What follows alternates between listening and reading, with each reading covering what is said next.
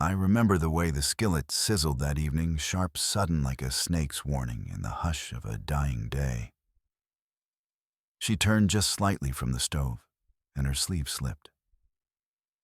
That's when he saw it. The edge of a bruise dark and swollen, blooming where softness once lived. Elena Bray didn't flinch, didn't explain. She just tugged the fabric down like it was nothing and asked if he wanted seconds. Carver Holt didn't answer her, not right away. He just stared at the cast-iron pan, though the biscuits were already burning. I think he needed something to look at, other than what he'd just seen. Some things cut deeper in silence. The ranch was quiet, the kind of quiet you can feel in your bones, cottonwoods rustling, cattle settling for the night, and a breeze that carried nothing but dust and the smell of old wood. But inside that little kitchen, something had shifted. The kind of shift that don't make a sound, but still splits the air. Carver wasn't a man given to questions. Questions had cost him once, cost him a wife and a child he'd never meet. So he stopped asking years ago. But that night, he saw her pour coffee, saw her wince when her wrist brushed the mug's edge. Another bruise. Another silence. He didn't mean to speak. But the words left him anyway, slow and heavy. "Who did that to you?" She froze. Not a breath, not a blink. "It don't matter," she finally said. "It's done. But some things ain't ever really done. Some wounds stay fresh long after the bleeding stops. And when a man's seen enough loss to know what regret tastes like sometimes, he stands up anyway, even if it means dragging a ghost into the daylight.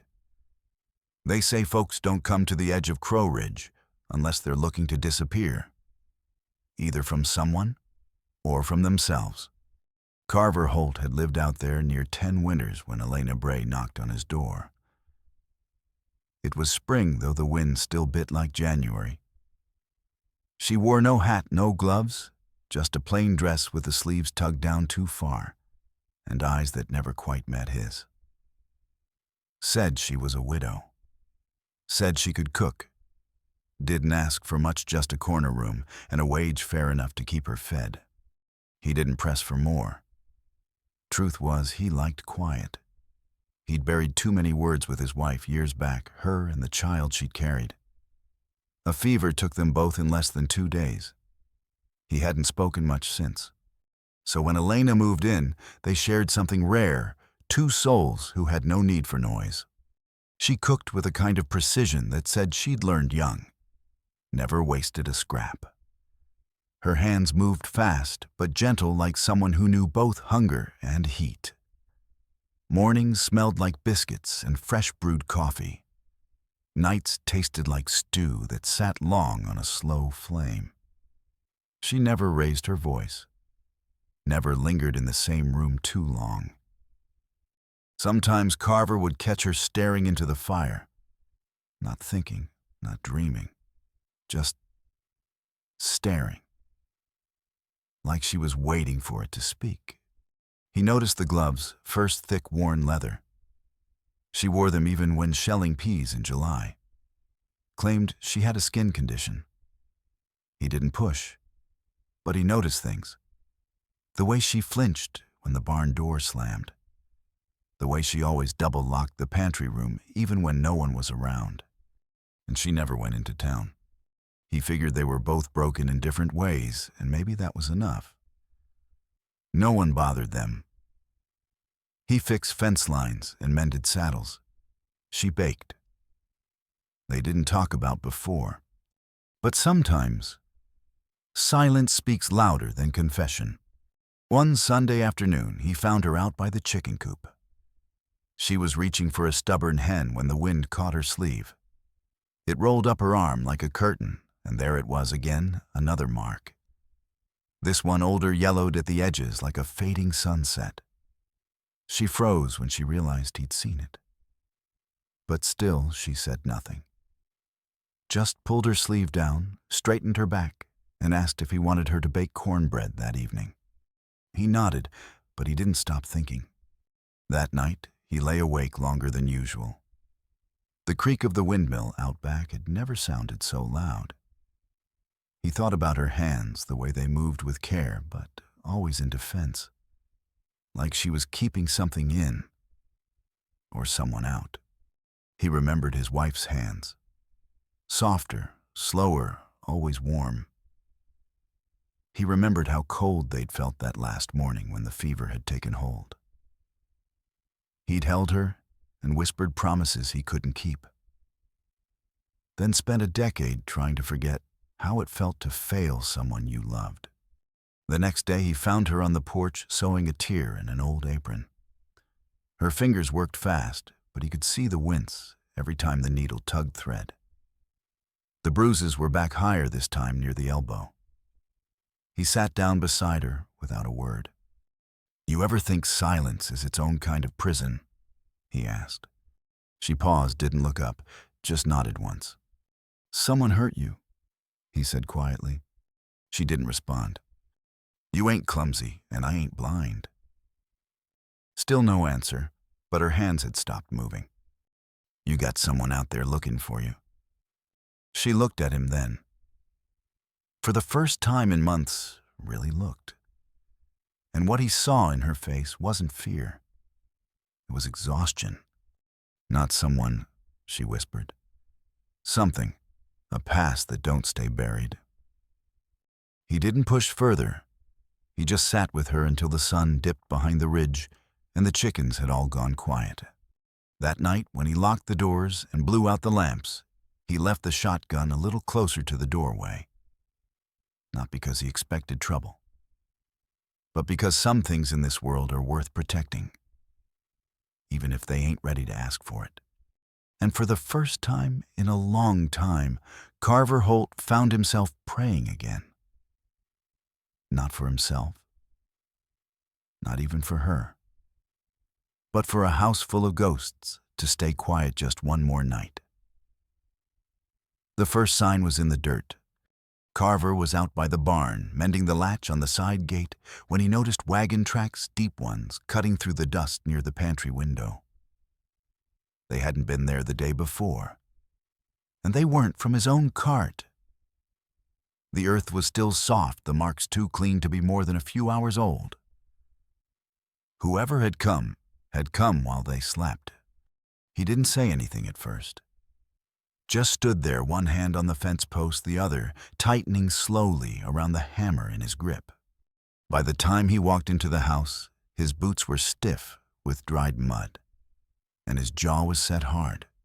Elena was on her knees scrubbing the floor near the wood stove. Sleeves rolled, her back turned. He crouched beside her. "Who's been coming here?" he asked low. She froze. "I saw the tracks," he added. "Don't lie." She didn't look at him, but her hands trembled. The brush fell from her fingers, water dripping from the bristles. "He won't stop," she whispered. "No matter how far I run, he always finds me." Carver's blood turned cold. "Who?" Her voice broke just slightly. "His name's Silas Kane." The name meant nothing to Carver, but the way she said it made it feel like a curse. "You want me to go to the sheriff?" he asked. She shook her head hard. "No. The law don't help women like me, not when men like him got friends in the courthouse and the pulpit. Even the paper. He donates to charities, feeds orphans on Christmas. You tell them I've got bruises, they'll ask what I did to earn them." Carver stood. His hands were fists now. "Then I guess it's time someone didn't stay quiet." Elena turned to him, startled. "You don't even know me." "No," he said, "but I know what it's like to lose someone and live every day wondering if you could have done more. I ain't burying no one else." That evening, she made stew. Her hands didn't shake this time when she set the bowl in front of him. But neither of them saw the figure watching from the edge of the tree line as the sun dipped low behind the ridge. The next morning arrived wind-bitten, the kind that carries warning in its chill. Elena handed him coffee, quiet as always. But something in the way she moved, sharp, quick, like she was bracing for the ground to collapse beneath her, told Carver last night's words had cracked something open. He watched her from the porch as she hung laundry. Her sleeves were tugged low, despite the rising heat. One of the pins dropped. She bent to pick it up, but froze halfway through the motion. He followed her gaze. A rider. Dark coat, black horse, slow, deliberate pace. The kind of man who didn't need to rush, because fear always ran ahead of him. Elena turned back toward the house. Carver met her at the door. That him. She nodded, face pale. Carver stepped outside, unfastening the shotgun from the wall rack. He don't look so big from here. He's not, she murmured, but he don't need to be. They stood on the porch and watched as the rider reached the split-rail fence. He didn't dismount, didn't wave, just sat there watching, like a wolf sizing up a wounded mare. Then slowly he turned the horse and vanished back into the trees. Elena collapsed onto the nearest chair, like all her strength had left with him. Carver stood there a long while, the shotgun still in his hands, the rider's face burned behind his eyes like a brand.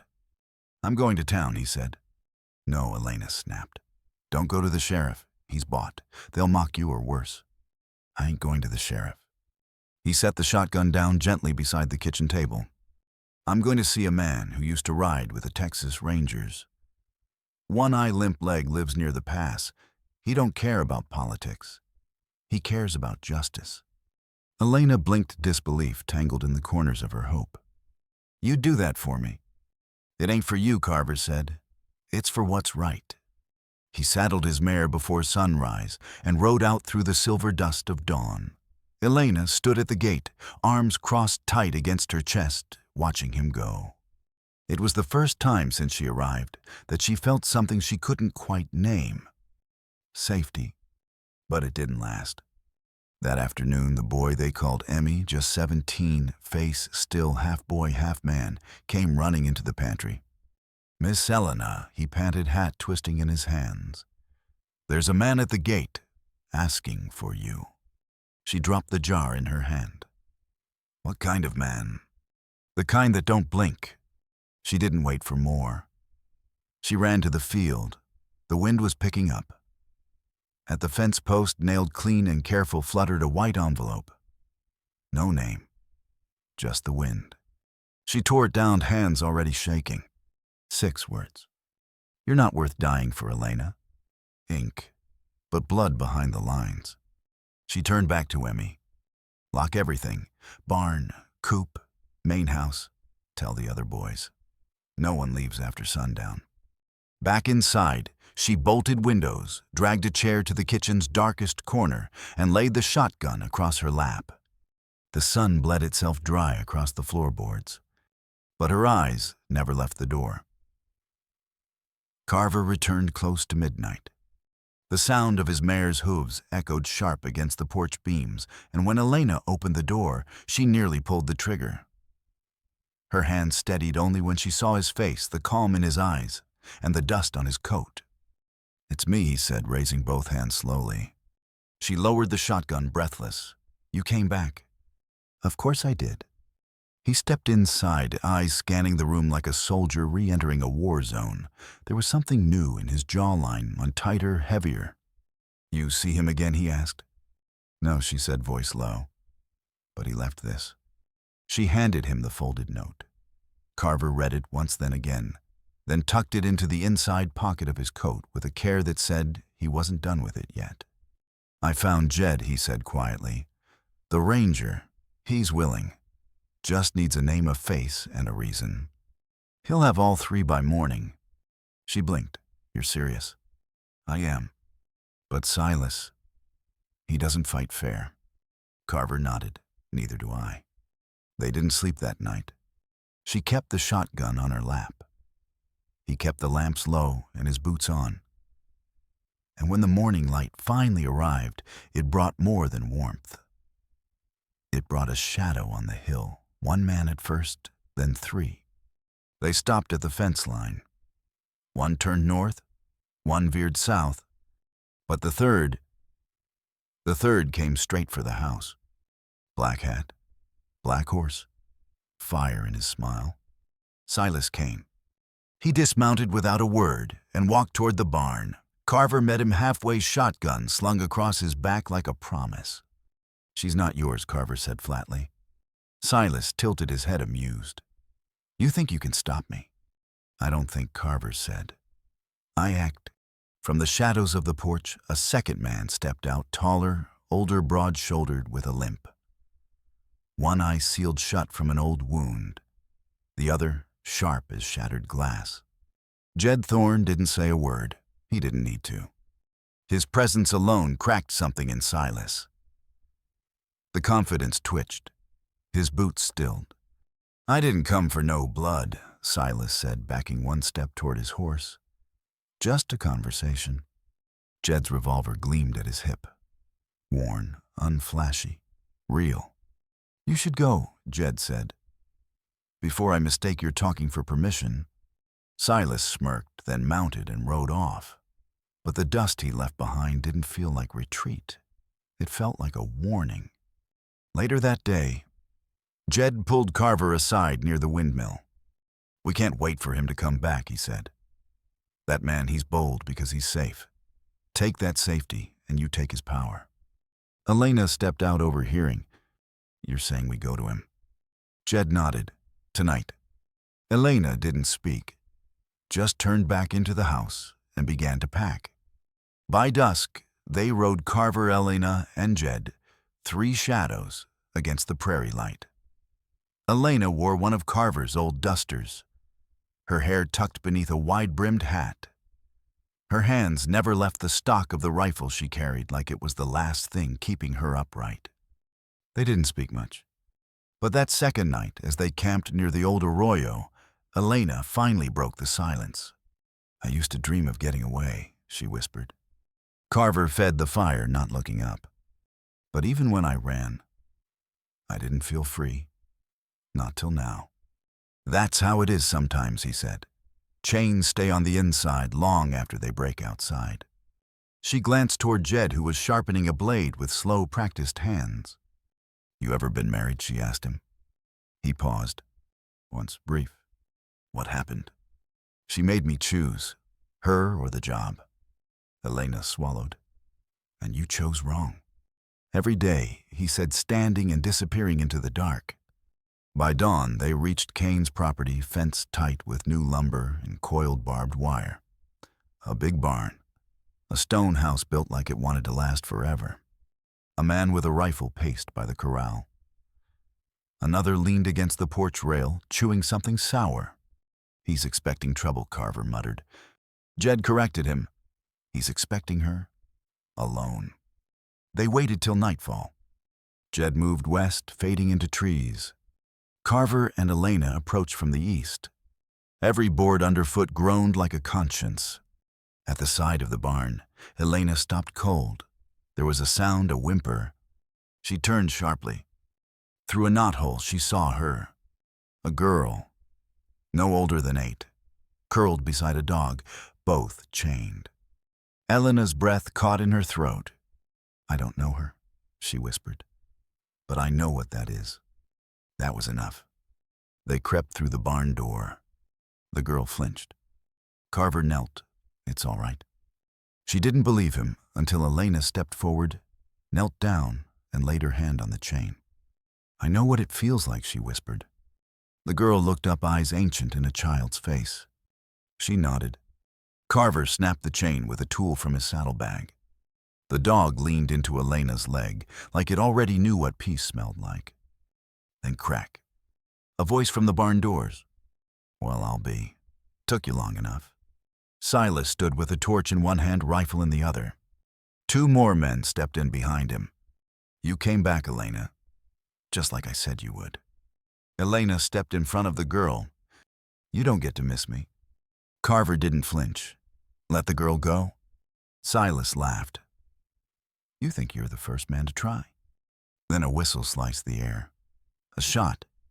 The torch exploded in sparks. Silas staggered back. Jed stepped from the trees. "The next shot's not a warning," he said. The sun rose slow and silent over Kane's land. His men were gone, scattered into the brush like cowards running from their own names. Silas lay face down in the dirt, of blood pooling beneath his shoulder, his breath ragged but alive. Jed Thorne crouched beside him, checked his pulse, then stood with a nod. "He'll live," he said, "for now." Elena didn't speak. She was too busy cradling the girl who clung to her like a vine to a broken fence post. Carver stood a few feet away, his knuckles scraped raw jaw set like stone. None of them smiled. Victory, it seemed, didn't come with joy, only silence. They brought the girl home with them. Her name, whispered between choked breaths, was Mira. She didn't say much on the ride back. Just sat between Elena and the saddle horn, holding tight to the dog, who hadn't left her side since they'd broken that chain. Her eyes barely blinked, as if afraid the world might vanish if she looked away. Back at the ranch, things moved quiet. Elena washed Mira's hair with rainwater and patience. Carver patched the roof above the pantry where the wind had pulled up a few shingles.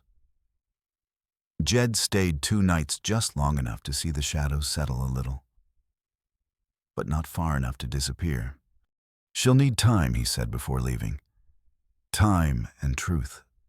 And he was right. Because the nightmares came back first. Mira would wake in the middle of the night, gasping eyes wide, fists clenched tight around the blanket. She didn't cry, just shook. Elena would hold her until her breathing calmed. Carver would sit by the hearth, shotgun across his lap, listening to the wind like it might whisper danger before it arrived. Then one morning, a letter came. Not in the post, no stamp, no seal. Just a folded piece of paper slipped beneath the front door at dawn. Elena found it. She didn't need to read the words aloud. Her hand said enough. Carver read it anyway. "You think you've saved her, but she remembers. And soon, so will you." No signature, just fear pressed into ink. That same day, Mira said his name. "The man with white hair," she whispered. "He used to lock me in the dark, said I was his." Elena froze. He wasn't Silas. Mira shook her head. No. This one was worse. Carver didn't wait. By sundown, he was already back in town, talking low with Sheriff Tannen outside the jailhouse. The sheriff rubbed his jaw like it hurt to hear the truth. "White hair rides alone, shows up in dreams. Sounds like a ghost." "He ain't," Carver said. "He's real, and he's watching." The sheriff promised to send men to patrol the ranch at night. Quiet-like. No one needed to panic. But inside, they all knew this wasn't over. That evening, they reinforced the windows, moved Mira's bed into their room, kept the dog inside. Elena cooked stew, but none of them were hungry. The lamps burned lower than usual. That night, the dog disappeared. Gone before breakfast. No sign, no tracks. Just an empty porch and a bowl untouched. Carver searched the fields. Elena searched the barn. Mira stood barefoot on the porch, eyes scanning the fence line, her little fingers curled around the wood like it might save her. Then just before sunset, a sound. The well, metal on metal, slow and deliberate, like someone was calling. Carver grabbed his rifle. Elena followed, shotgun in hand. They crept to the well together. The dog was tied to the post alive, muzzled with a rag, eyes wild. And hanging just above the stone mouth of the well was another note looped into the rope like a message waiting to fall. Elena untied it, fingers trembling. "She's not yours." No name, no threat. But it felt colder than the night air. They brought the dog inside. Sat up in silence. Mira curled between them on the cot, small and still. But her eyes never closed. Neither did Elena's. They both knew what was coming. The next night it did. It started with a whistle. One long, low note, carried on the wind like something dead, refusing to leave. Carver was already at the door, rifle raised. Elena pulled Mira to the floor behind the table, overturned it, and braced herself. Then came the voice. Familiar. Too familiar. I've come for what's mine. Mira whimpered. It's him. Carver shouted, You've got one chance. Turn around and ride out. A pause. Then a laugh low sick. She remembers me. Don't you, little bird? The girl buried her face in Elena's chest. Carver began to count. 1. A rustle. 2. Metal. A clink, a spur. 3. The rifle cracked like thunder. Then came the return fire. Glass shattered. Wood splintered.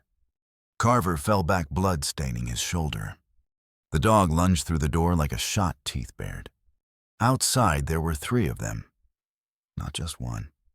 But this time they didn't come for fear. They came for war. The firefight didn't last long. Not because it wasn't fierce, but because Carver and Elena didn't run. They held their ground. By the time Sheriff Tannen and 2 deputies rode in, called by the rising smoke from the kitchen chimney, a signal they'd set the night before. The fight was nearly over. 2 attackers lay bleeding in the dirt, one crawling toward the fence line.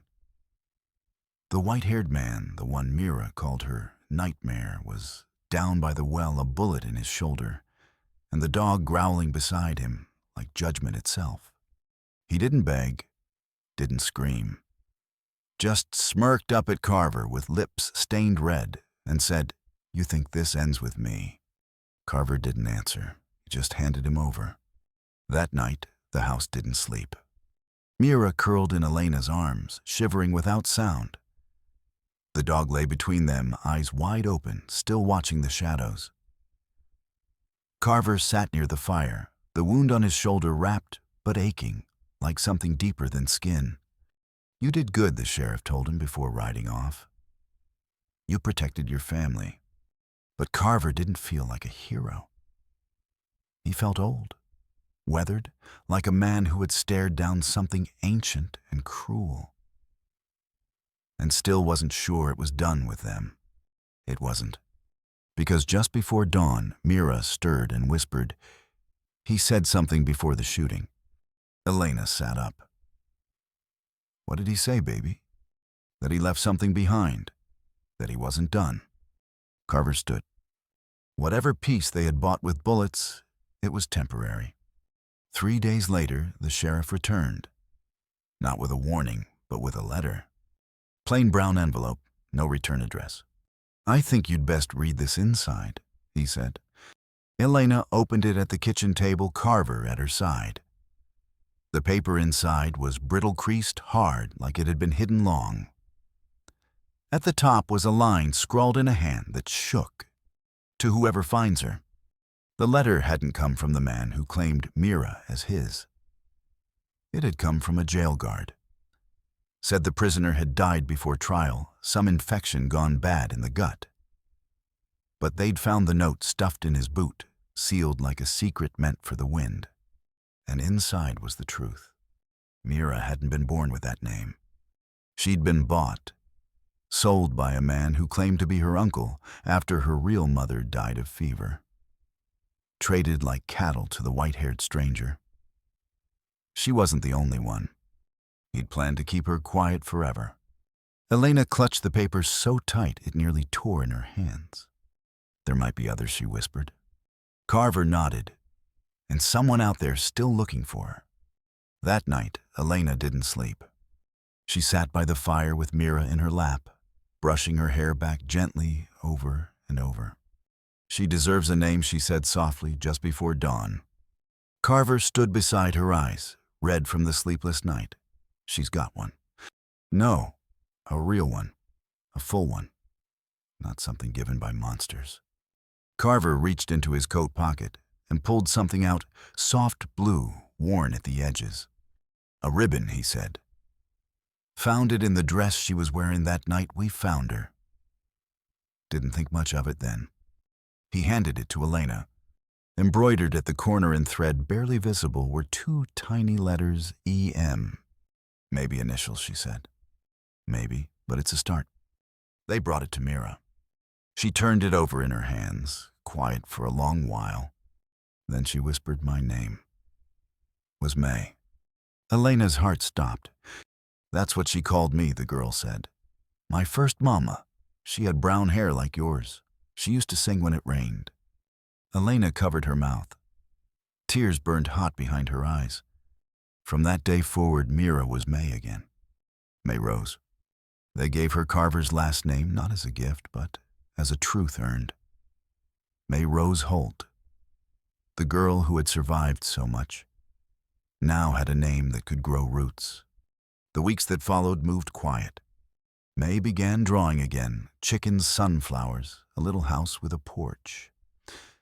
Sometimes she drew herself always between two taller figures holding hands. She never said who they were, but Elena didn't need to ask. And then spring came. Late one morning, just as the wildflowers started peeking up through the pasture, a knock came on the door.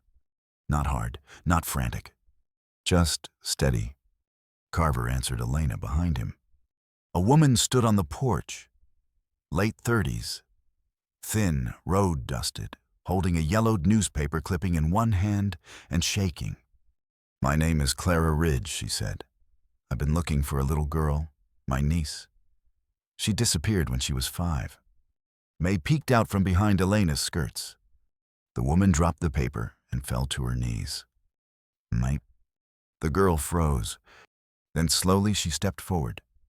No one spoke. They didn't need to.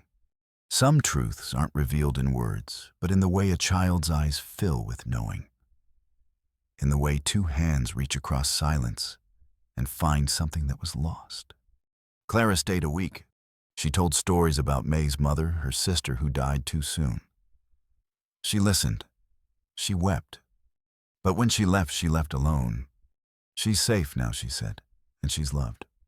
Elena and Carver stood at the gate watching her ride away. May waved until the rider vanished behind the ridge. Then she turned and looked up at them. Can I keep the ribbon, she asked. Elena nodded. It's yours, just like your name. By the time May Rose turned 10, the ranch had begun to breathe again. Not like it used to, not the silence of survival, but something softer, fuller. The kind of quiet that comes after rain when the land remembers how to grow. Carver fixed the eastern gate again, though it didn't need fixing. Said it was just to keep his hands busy. Elena baked more than they could eat. She claimed the dough was for trade, but Carver suspected it was her way of keeping ghosts from getting too close. May spent most mornings in the garden or chasing chickens. Her laughter, once timid and unsure, now rang out across the yard like music too long kept inside. The dog followed her everywhere, older, slower, but still faithful. Just like them. Inside the house by the hearth hung 3 drawings. One showed a woman with a pie in one hand and a dog in the other. One showed a tall man holding a girl's hand, his beard drawn bigger each time she added to it. And the last showed the 3 of them sitting around a table all smiling. Hearts drawn above their heads in red crayon. They weren't bound by blood, not by law. They were bound by choice, by fire. By love that came in the dark and didn't ask for permission. Some nights, Elena would sit beside the hearth. May curled at her side and wonder how it all hadn't broken. How something so shattered had somehow held. And then May would ask her soft questions like why bread rises, or whether God sends people or finds them. And Elena would smile. Because sometimes the answer is both. Sometimes family isn't where you begin, it's where you decide to stay. The people who save us don't always wear badges or carry blood ties. Sometimes they're the ones who show up in the night and say, "You're not alone anymore." And sometimes we become that person for someone else. If this story reminded you of something real, something worth holding on to, share it with someone you love. Leave a comment below. Tell us about the people who became your family, or the moment you realized you were finally safe. And if these stories light something in your heart the way they do in ours, hit subscribe and stay with us. Because here at Wild West Soul, the fire never goes out. It just burns quieter and warmer for those who still believe in second chances.